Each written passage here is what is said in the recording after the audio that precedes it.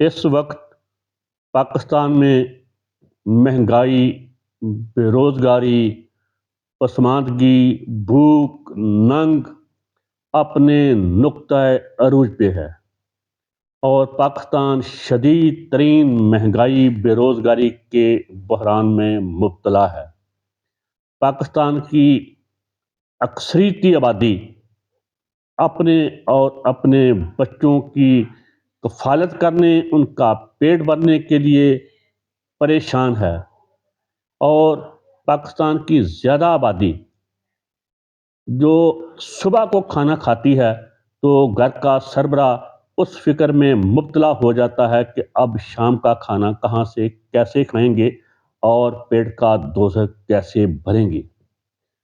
तो जब पाकिस्तान में तमाम तर माहिर मुआशियात, इक़्तिसादियात फेल हो चुके हैं, हमारे इम्पोर्टेड वज़ीर ख़ज़ाना भी कुछ नहीं कर सके साबका या मौजूदा, तो अल्लाह पाक से मायूस नहीं होना चाहिए, कहीं ना कहीं रोशनी की किरण होती है। तो यहाँ इतने पढ़े लिखे नाबगा रोज़गार वज़ीर ख़ज़ाना माहिर इक़्तिसादियात व मुआशियात फेल हो चुके हैं, वहाँ आज मैं आपकी मुलाकात करवाता हूँ एक कम उम्र माहिर मुआशियात इक़्तिसादियात, और आइए आप उनके फ़न से, उनके इल्म से, उनकी हिकमत से फ़ायदा उठाइए। देखिए वो इस गए गुज़रे दौर में भी किस तरह खुशहाल मुतमद्दन ज़िंदगी गुजार रहे हैं। तो अब मुझे दीजिए इजाज़त, आप इस कम उम्र माहिर मईशत से मुलाकात कीजिए। मेरी तरफ से खुदा हाफ़िज़। इज्जत, मुलाजमत और बाइज्जत।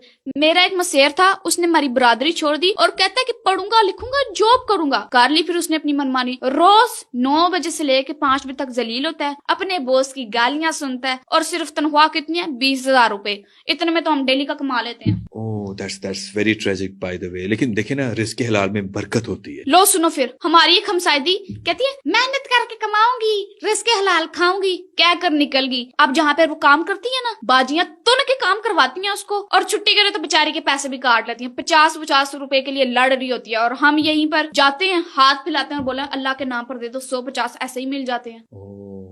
इसलिए हमारे अब्बा कहते हैं कि हमारे मत्थे में इट वजी है जो हम काम करके खाएं।